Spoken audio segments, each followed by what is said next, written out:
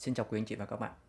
Bây giờ em sẽ làm một cái clip nhanh để chia sẻ với quý anh chị cách chúng ta có thể book được vé trên cái website baykungtoi.net của bên em.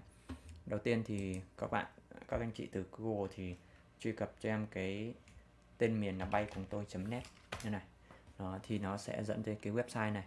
Và em tin chắc rằng khi anh chị đang xem cái clip này thì chắc chắn là quý anh chị đã vào được cái website của em rồi.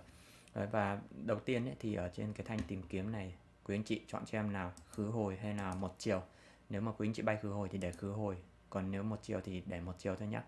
Và dưới này thì là 4 hãng hàng không là Viettravel, Bamboo Airways, Vietjet và Vietnam Airlines. Thì 4 hãng này sẽ đều xuất hiện trên khi quý anh chị tìm kiếm chuyến bay. Còn nếu anh chị muốn tìm đơn lẻ một hãng nào đó thôi thì quý anh chị bỏ dấu tích các hãng còn lại đi. Còn chúng ta mặc định cứ để nguyên thế đi để nó hiện ra tất cả các chuyến bay cho quý anh chị lựa chọn. Tiếp theo thì ở cái điểm đi này, quý anh chị kích vào cái điểm đi này thì nó sẽ xuất hiện ra cái thanh tìm kiếm cái tên sân bay. Thì nếu như mà bay nội địa thì quý anh chị chọn ở khu vực Việt Nam, hoặc là ví dụ các nước khác thì châu Á, châu Âu các thứ đều có hết trong này nhá. Thì quý anh chị chọn cái điểm muốn đi. Còn nếu quý anh chị biết mã sân bay thì có thể nhập thẳng mã sân bay vào cũng được. Bây giờ ví dụ em tìm một chuyến bay là từ Hà Nội này đi, nếu mà bay trong nội địa thì quý anh chị chọn tiếp cái điểm đến cũng là trong thành nội địa đây. Còn bây giờ em sẽ tìm một chuyến quốc tế nhá. Ví dụ em tìm chuyến Thái Bảy đi nhá. Thái Bảy thì nó sẽ nằm ở khu vực châu Á và nó sẽ nằm ở khu vực Đông Bắc Á. Thì dưới này nó có cái chữ Đài Bắc này, TPE này. Còn nếu như quý anh chị biết mã sân bay thì đánh thẳng chữ TPE vào luôn thì nó sẽ xuất hiện ra TPE như này. Đó, thì là Hà Nội đi Đài Bắc. Và cái ngày đi ngày về quý anh chị nhập vào đây giúp em. Ngày đi ví dụ như là em lấy là ngày 21, ngày về là ngày 29 chẳng hạn, đấy ví dụ thế. Số lượng khách thì quý anh chị tích vào đây. Một người thì để mặc định là một người. Còn nếu từ 2 người trở lên thì quý anh chị đánh tích thêm vào cho em.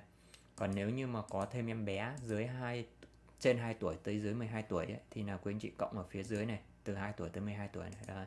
Có mấy bé thì cộng mấy bé vào giúp em. Đấy. Còn nếu không có thì bỏ qua. Em bé cũng vậy, em bé dưới 2 tuổi thì có mấy người thì quý anh chị cũng cộng vào cho em, không có thì cũng bỏ qua. Và nếu mà chỉ có một người thôi thì mặc định là một người, quý anh chị bỏ qua mục này, không cần phải nhập gì vào đây cả. Và bây giờ quý anh chị bấm vào tìm kiếm. Sau khi tìm kiếm thì nó sẽ lót ra có những cái chuyến bay quốc tế nó nằm ở đây. Hãng nó trên cái web này đã tích hợp sẵn là sắp xếp chuyến bay cho quý anh chị là chặng đi và chặng về liền nhau. Trừ trường hợp bay nội địa thì nó sẽ hiện là chặng đi riêng và chặng về riêng nhé. Còn đây là quốc tế thì nó đã sắp có chuyến đi chuyến về rồi. Tại vì là bay quốc tế nó có ít vé cho nên là nó sắp sẵn là chuyến đi và chuyến về luôn. Thì quý anh chị nhìn ở đây nó xuất hiện là có chuyến Vietjet này từ 7 giờ 35 đến 19 giờ là chuyến quay ngược lại. Còn chuyến đi là 7 giờ 35 này, tổng giá là 5.526.000 đó. Thì cái giá này chính là cái giá quý anh chị cần thanh toán cho bên em nha. Giá hiện trên này là giá quý anh chị cần thanh toán đó. Đó, và dưới này thì có chuyến Vietnam Airlines giá 5.938.000 này. Vietjet dưới này thì lại 6 triệu này. Đấy, nó sắp xếp có những chuyến giá nó khác nhau nhá. Thì quý anh chị nhìn vào cái khung giờ mà quý anh chị cảm thấy phù hợp để bay thì quý anh chị chọn. Còn trong trường hợp mà quý anh chị muốn chỉ xuất hiện vé của hãng Vietjet thôi thì ở dưới cái phần lọc chuyến bay ở đây này, quý anh chị bỏ qua giúp em cái phần Vietnam Airlines đi, để lại độc Vietjet thì nó sẽ chỉ có chuyến bay của Vietjet thôi. Còn nếu như tích có Vietnam Airlines thì nó sẽ xuất hiện cả Vietnam Airlines. Còn trong trường hợp có chuyến bay của Bamboo nữa thì nó sẽ xuất hiện cả của Bamboo nhá. Đấy, thì em lấy ví dụ là chuyến Vietjet này chẳng hạn nhá. Bây giờ ví dụ em chọn cái chuyến Vietjet này thì bây giờ em sẽ bấm vào chọn. Ok, thì chọn thì ở đây nó sẽ yêu cầu quý anh chị nhập thông tin liên hệ vào đây. Thì cái thông tin khách hàng này, cái phần đầu tiên là phần thông tin khách hàng thì chính là cái phần mà quý anh chị người để thực hiện chuyến bay đấy nhá. Ví dụ quý anh chị mua vé giúp người khác thì cái phần này là cái phần thông tin của cái người đi chuyến bay đấy nhá. Thì ở đây ví dụ nam hay nữ thì quý anh chị chọn vào này. Ví dụ là em lấy ví dụ là nam nhá, họ là họ Nguyễn chẳng hạn này. Đấy, quý anh chị viết hoa không dấu giúp em nhá. Nguyễn này. Rồi, tên là Nguyễn Văn Kiên đi chẳng hạn nha. Để em lấy ví dụ là Nguyễn Văn Kiên đấy. Một bên là viết họ, một bên là viết tên và tên đệm này. Trên này có hiển thị rõ, quý anh chị nhìn cũng sẽ thấy. Và ngày sinh thì quý anh chị nhập cho em ví dụ như là sinh ngày sinh năm chẳng hạn như năm 1990 này, tháng 7 này, ngày 12 chẳng hạn. Đấy, em lấy ví dụ thế. Còn hành lý Ví dụ như Vietnam Airlines, Bamboo thì nó có mặc định là có sẵn kiện hành lý rồi, còn riêng Vietjet thì là chưa có nha. Thì nếu quý anh chị muốn chọn thêm hành lý thì chọn vào đây giúp em. Thì cái phí hành lý nó cũng hiển thị trong này luôn rồi. Còn nếu như mà quý anh chị mà không cần chọn hành lý thì bỏ qua cái mục hành lý. Còn ở đây ví dụ em lấy là chọn là chuyến đi là em chọn gói 20kg là 420.000. Đó, và chuyến về thì em không chọn nữa. Đấy, thì chuyến về em không có cần hành lý. Đấy, ví dụ thế. Thì tổng cái giá tiền ở đây nó đã thay đổi rồi này, quý anh chị nhìn này. Trên này vừa nãy là 5.526, thì bây giờ cộng thêm 420.000 hành lý nó sẽ thành 5.946.000 nhá. Đó, ví dụ thế. Thì dưới này là cái phần thông tin liên hệ, chính là cái người mà quý anh chị mà ví dụ như nhập cái thông tin để mà vô tình hãng có thay đổi, hủy hoãn chuyến gì thì thông báo với người này đấy. Thì cái thông tin ở đây có thể là cái người trực tiếp bay trên này cũng được, hoặc có thể là thông tin người khác cũng được. Ví dụ thông tin mà anh chị mua giúp người khác chẳng hạn, mà người khác ví dụ không dành về công nghệ hoặc là không có sử dụng email ấy, thì quý anh chị có thể nhập ở đây cái thông tin của anh chị luôn cũng được, để có gì hãng thông báo cho anh chị rồi chị thông báo lại cho cái người thực hiện chuyến bay kia. Đó. Thế ví dụ ở đây em lấy ví dụ họ tên là cái người này là cái người bay tự mua luôn nha, thì em cũng nhập lại ở đây là Nguyễn Văn Kiên nha. Nguyễn Văn Kiên. Đấy, cái phần họ tên này thì nhập cả họ tên luôn chứ không giống như phía trên đâu. Số điện thoại thì nhập cái số điện thoại để mà có thể liên hệ được nha quý anh chị nha. Bây giờ em nhập này. Đó, em nhập ví dụ như vậy. Tiếp theo email thì nếu mà quý anh chị có email thì nhập email vào, còn nếu không thì quý anh chị nhập email của phòng vé bên em cũng được.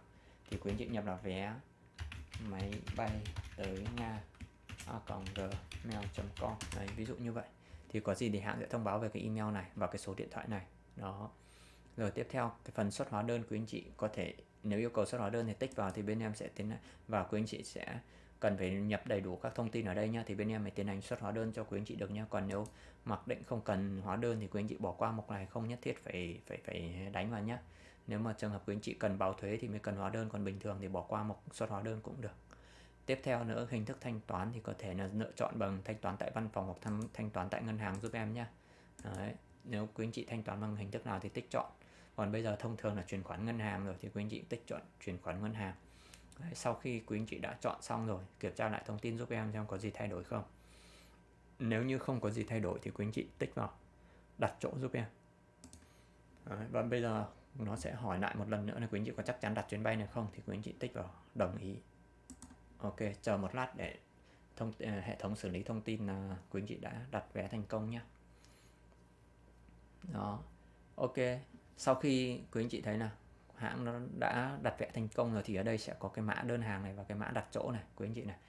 Quan trọng là cái mã đặt chỗ này nha quý anh chị nhá. Cái mã đặt chỗ này là để quý anh chị báo bên em xuất vé nhá. Đấy, thì khi anh chị đặt được đến bước này rồi, có nghĩa là quý anh chị đã giữ chỗ thành công trên cái chuyến bay này rồi. Có thông tin chuyến đi, chuyến về, giờ bay các thứ ở đây, hành lý cũng xuất hiện ở đây luôn rồi. Đó, thì quý anh chị sẽ chụp lại cái phần màn hình này, hoặc là chỉ cần nhớ cái mã đặt chỗ này thôi là quý anh chị liên hệ với bên em để báo bên em xuất vé. Thì cái mà để liên hệ được với bên em thì có rất nhiều hình thức, quý anh chị nhìn trên web này cũng thấy luôn. Một là quý anh chị tích thẳng vào nút chat trên màn hình và bắt đầu chat với bên em luôn. Đấy, kích vào bắt đầu chat thì là sẽ chat được với bên em, chat với fanpage. Hai nữa là gọi điện cho bên em theo hai cái số hotline ở đây, ở góc phải màn hình đây. Đấy, quý anh chị bấm vào này sẽ gọi được. Ba nữa là liên hệ với bên em qua Zalo, Line hoặc fanpage này, trên này em đều có cái mã QR code ở đây hết. Đấy, thì quý anh chị liên hệ với bên em và báo bên em là vừa book cái code vé này, bây giờ yêu cầu xuất vé, thì là bên em sẽ xác nhận lại về quý anh chị và hướng dẫn quý anh chị cách chuyển khoản và xuất vé cho quý anh chị. Ngoài ra thì ở trên này của em cũng có cái phần giới thiệu quý anh chị, hướng dẫn quý anh chị để mà chuyển khoản này. Đây ví dụ hướng dẫn thanh toán này. Đấy, quý anh chị kích vào hướng dẫn thanh toán thì ở đây bên em cũng có cái thông tin để quý anh chị có thể liên hệ được với bên em để thanh toán. Cách hai là quý anh chị có thể chuyển khoản trực tiếp vào cái số tài khoản này của bên em và yêu cầu xuất vé là bên em sẽ xuất vé và gửi cho quý anh chị. Đó, còn hướng dẫn đặt vé thì đây. Trong này sẽ có những cái video hướng dẫn đặt vé, là khi đặt vé trên điện thoại hay đặt vé trên máy tính này, hoặc là hình thức để mà đặt vé thì có rất nhiều hình thức này. Đấy, quý anh chị book thẳng trên website này, hay là book qua điện thoại gọi đến những cái số hotline bên em này, hoặc là đặt vé tại văn phòng này, quý anh chị đi đến thẳng văn phòng bên em để đặt. Tiếp nữa thì là các đặt vé thông qua các cái mạng xã hội này. Đó, thì đấy là cái hình thức là quý anh chị đặt vé thông qua website. Thì bây giờ em mở cái mail mà vừa rồi quý anh chị đặt vé thành công cho quý anh chị xem là quý anh chị đã thực hiện đặt vé thành công nhé, thì nó sẽ có một cái mail như thế này gửi về cho quý anh chị này. Em sẽ mở cái mail của bên em ra.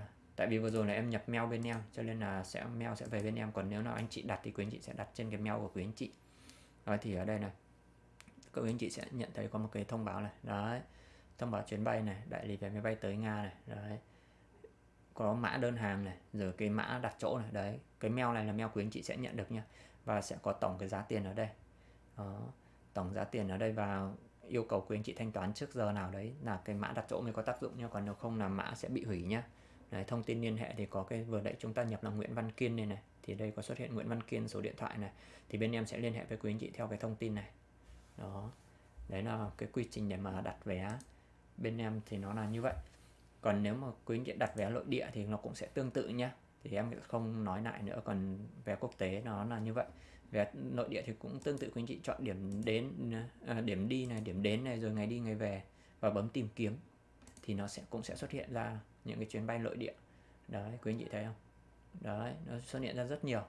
Thì ở đây nó sẽ không sắp xếp chuyến đi chuyến về luôn, mà nó sẽ phân chia thành lượt đi và lượt về nhé. Này, quý anh chị chú ý này, lượt đi này từ Hà Nội đến Hồ Chí Minh này có rất nhiều chuyến bay này. Đấy, khi quý anh chị chọn được chuyến lượt đi xong thì là sẽ đến cái phần chuyến lượt về này, Hồ Chí Minh Hà Nội này. Đấy, thấy chưa? Bây giờ chẳng hạn em chọn bộ lọc nha, em không chọn tất cả nữa, em chỉ chọn Vietnam Airlines thôi. Đó, thì quý anh chị nó sẽ xuất hiện chỉ có Vietnam Airlines thôi. Ví dụ chuyến đi em chọn cái chuyến này chẳng hạn nha, chọn. Quý anh chị chọn những chuyến nào mà rẻ tiền và phù hợp với giờ bay thì quý anh chị chọn thôi. Khi chọn chuyến đi xong thì sẽ xuất hiện lên chuyến về thì quý anh chị tích chọn. Đấy, thì nó sẽ ra được chuyến đi chuyến về ở đây. Đấy, đó là cái quy trình để mà book vé nội địa thì nó là như vậy. Và bây giờ em đã vừa book cái vé quốc tế rồi, em sẽ không thực hiện book tiếp cái vé nội địa nữa, thì em sẽ trở về trang chủ. Đó, thì thông qua các bước hướng dẫn đơn giản như vậy thì hy vọng quý anh chị có thể thực hiện đặt vé thành công trên website của bên em. Và chúc quý anh chị có những chuyến bay tốt đẹp, và cảm ơn quý anh chị đã đồng hành với phòng vé bên em, và sẽ ủng hộ phòng vé bên em nhiều nhiều hơn nữa nhé. Thân ái chào tạm biệt quý anh chị.